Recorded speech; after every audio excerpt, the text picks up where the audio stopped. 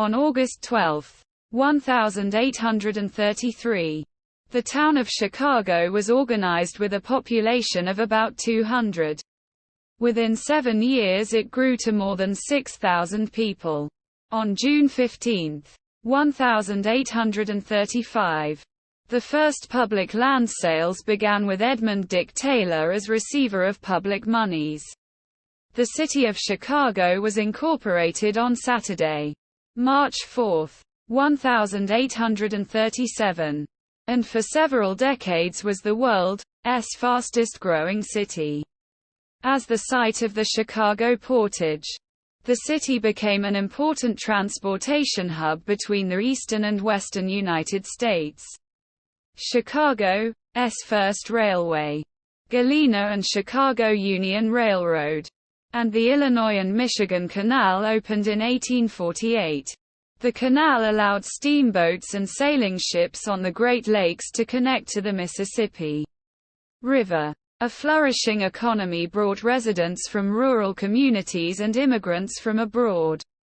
Manufacturing and retail and finance sectors became dominant, influencing the American economy. The Chicago Board of Trade, established 1848, listed the first ever standardized, exchange-traded, forward contracts, which were called futures contracts.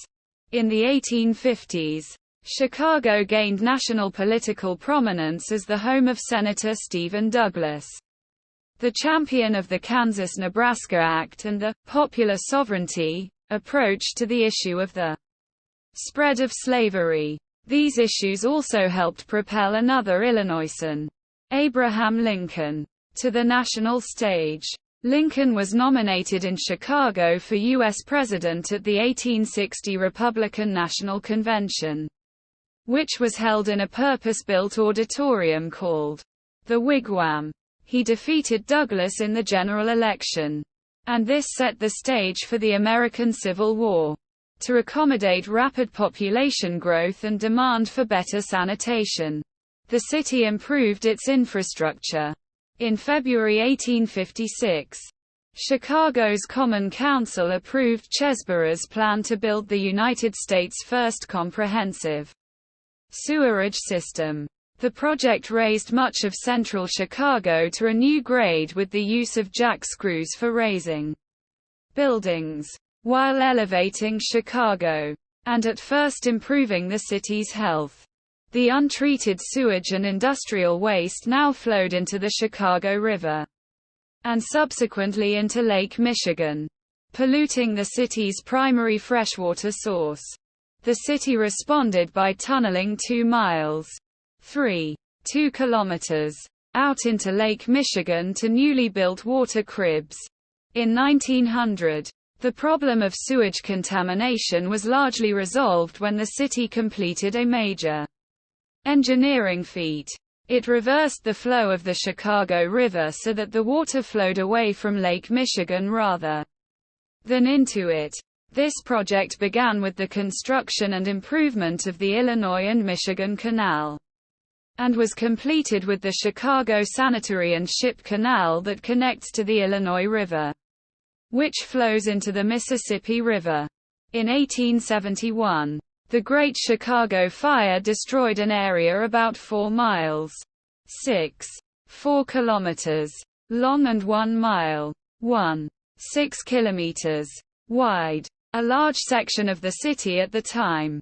Much of the city, including railroads and stockyards, survived intact, and from the ruins of the previous wooden structures arose more modern constructions of steel and stone. These set a precedent for worldwide construction. During its rebuilding period, Chicago constructed the world's first skyscraper in 1885. Using steel skeleton construction, the city grew significantly in size and population by incorporating many neighboring townships. Between 1851 and 1920, with the largest annexation happening in 1889, with 5 townships joining the city, including the Hyde Park Township. which now comprises most of the south side of Chicago and the far southeast of Chicago, and the Jefferson Township, which now makes up most of Chicago's northwest side. The desire to join the city was driven by municipal services that the city could provide its residents. Chicago's flourishing economy attracted huge numbers of new immigrants from Europe and migrants from the eastern United States. Of the total population in 1900, more than 77% were either foreign-born or born in the United States of foreign parentage. Germans, Irish, Poles, Swedes, and Czechs made up nearly two-thirds of the foreign-born population. By 1900, whites were 98.1% of the city's population. Labor conflicts followed the industrial boom and the rapid expansion of the labor pool, including the Haymarket Affair on May 4, 1886, and in 1894 the Pullman Strike. Anarchist and socialist groups played prominent roles in creating very large and highly organized labor actions. Concern for social problems among Chicago's immigrant poor led Jane Addams and Ellen Gates Starr to found Hull House in 1889. Programs that were developed there became a model for the new field of social work. During the 1870s and 1880s, Chicago attained national stature as the leader in the movement to improve public health. City laws and later state laws that upgraded standards for the medical profession and fought urban epidemics of cholera, smallpox, and yellow fever were both passed and enforced. These laws became templates for public health reform in other cities and states.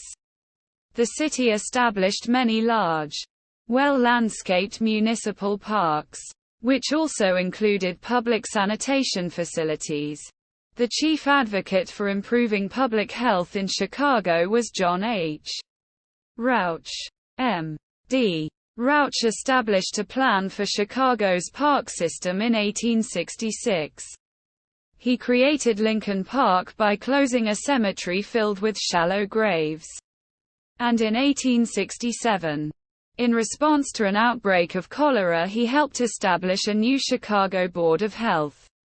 10 years later, he became the secretary and then the president of the first Illinois State Board of Health, which carried out most of its activities in Chicago. In the 1800s, Chicago became the nation's railroad hub, and by 1910 over 20 railroads operated passenger service out of 6 different downtown terminals. In 1883, Chicago's railway managers needed a general time convention, so they developed the standardized system of North American time zones. This system for telling time spread throughout the continent.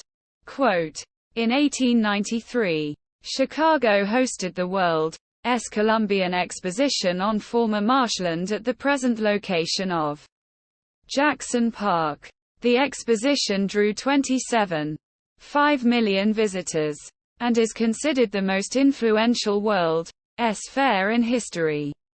The University of Chicago, formerly at another location, moved to the same Southside location in 1892.